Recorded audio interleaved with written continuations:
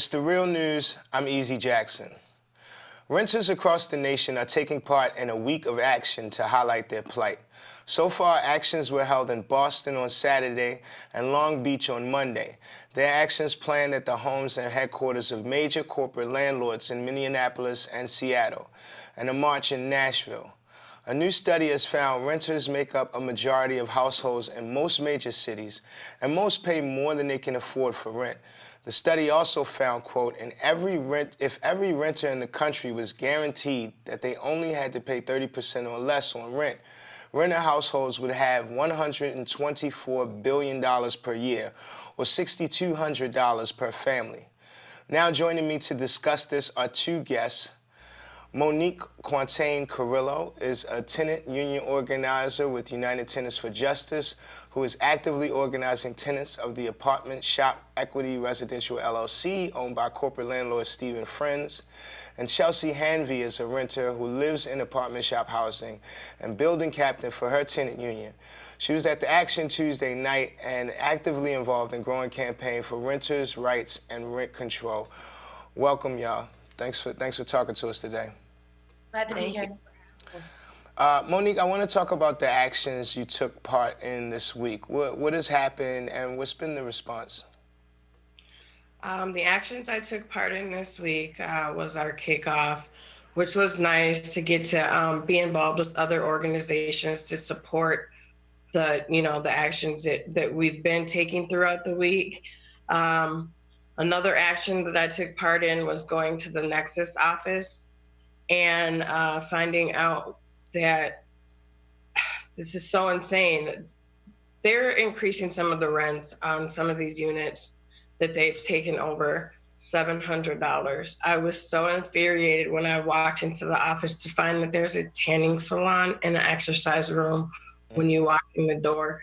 So these rents are being increased, I feel like, to contribute to their luxuries, and they're not taking into consideration that they're displacing other people. That's been my personal response to the action at Nexus. And then also the action at Steve Friend's house, that's actually the owner of the apartment shop. I consider myself an apartment shop survivor. I did rent an apartment from Steve Friends, and it was an awful experience. It had me in a state where I would have rather lived in my car than in his apartment. Oh, man. So when we had the action at his house on Tuesday, to walk into his yard and to see his home and the way that he's living and the way that he is treating his tenants is just appalling. And while we were there doing our action, the sprinklers came on, and the first thing that came to my mind was, this is nothing new. Living in one of your units, you never know what's gonna happen. There could be water at any time. So him turning the sprinklers on just really kind of sparked my fire even more, because that was actually a scenario that I had to deal with living in his unit. So my response and what I see are a lot of people are starting to recognize that this is bigger than just rents increasing. This is involving displacement for children, and they're having to move schools, and a lot of people that are privileged and have more than some of us people that are struggling don't realize that a solid foundation starts at home. So somebody has the power to shake that foundation and doesn't care that they can shake somebody's whole family's foundation for a profit. It's just really heart-wrenching. And it just, like I said, it just makes me more compassionate, and it fires me up even more that to take action, to stay involved, to try to get this changed. Chelsea, what are some of the challenges you're facing as a renter? Well, probably the rapid city development is one of the biggest problems right now. city of Minneapolis is trying to bring in wealthy renters, wealthy condo owners to develop the economy in our city. And with this rapid rate of development, they're displacing basically their entire workforce. The affordable housing, both government subsidized housing and just housing that is reasonably priced, is pretty much disappearing in the Minneapolis-St. Paul metro area. We have a 1%, I think it's a less than 1% vacancy rate right now. So we have a complete lack of housing no matter what your income bracket is.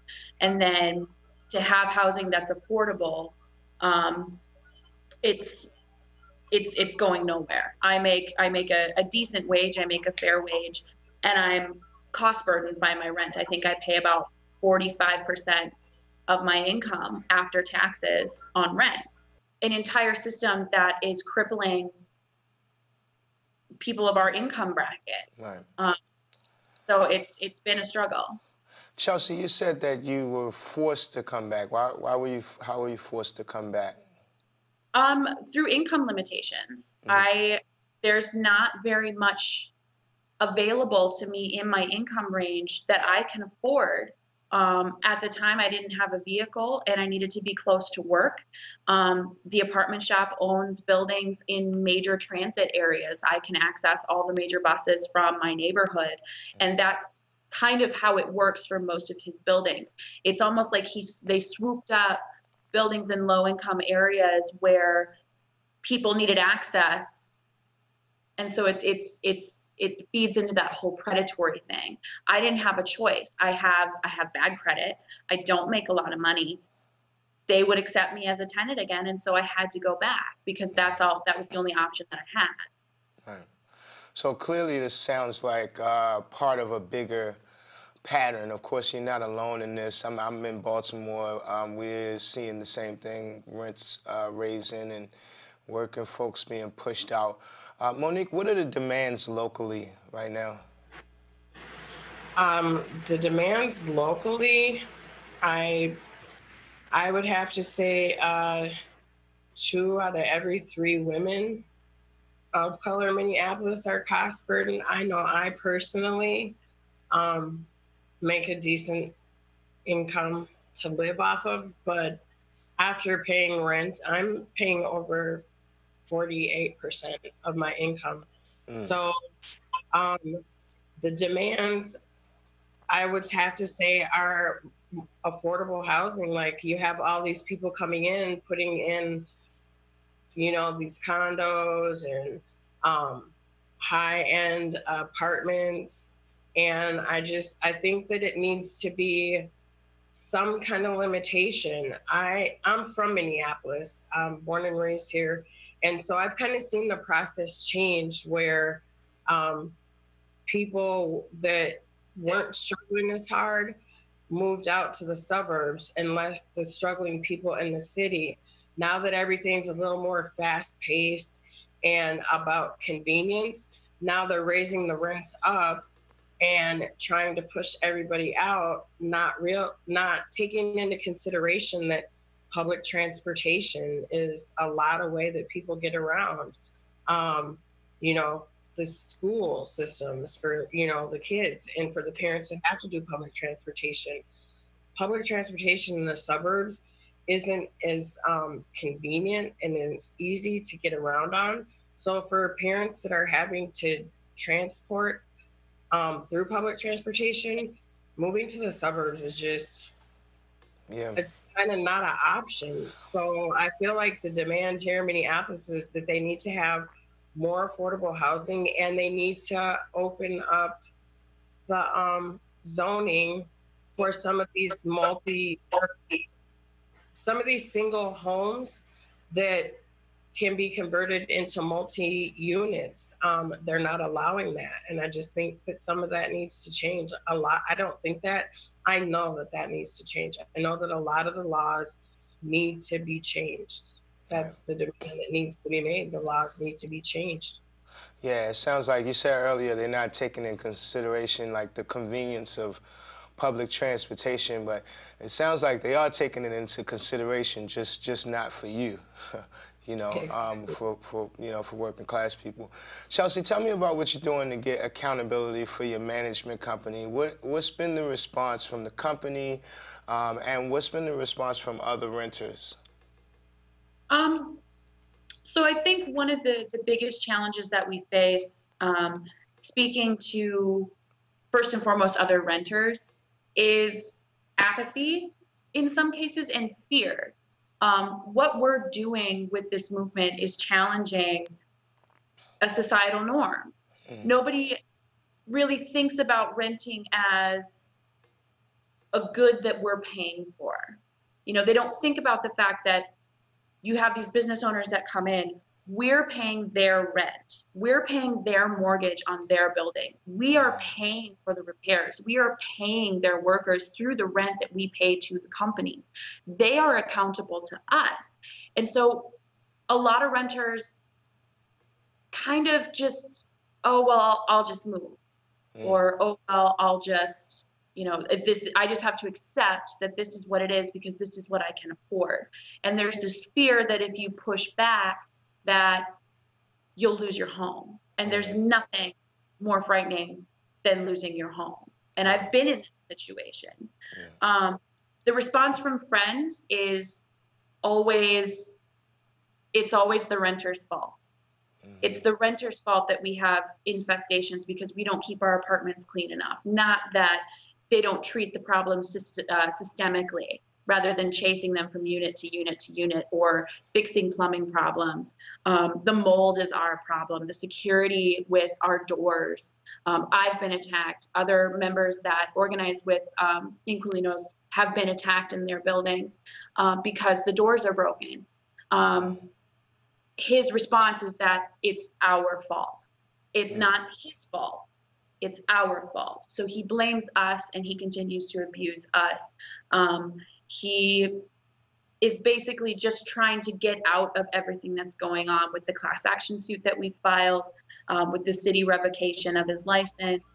We recently found out that supposedly he has sold about 40 to 45 of his buildings. No, he hasn't sold them. They've essentially created shell organizations that have just popped up in the state registry, and their parent company are Steve Friends' companies. So he's trying to get the blame shifted off of himself. It's never his fault. It's never his responsibility. Yeah, we've definitely seen that kind of thing happen before. Monique, can you discuss the upcoming actions happening across the country and the national demands from the movement? It seems like the organizing and awareness, it's two major obstacles to getting change. What's your plan to achieve that? Well, I know that right now there is, we're laying the path. We got to lay the path before we can actually walk it. So we know there's going to be a challenge, but we are trying to get it to a level where it's being recognized that there needs to be rent control, because right now there's no law. They can charge you any amount at any time that they feel. I use the example, it doesn't always have to be a slumlord. It doesn't have to be somebody that does bad business.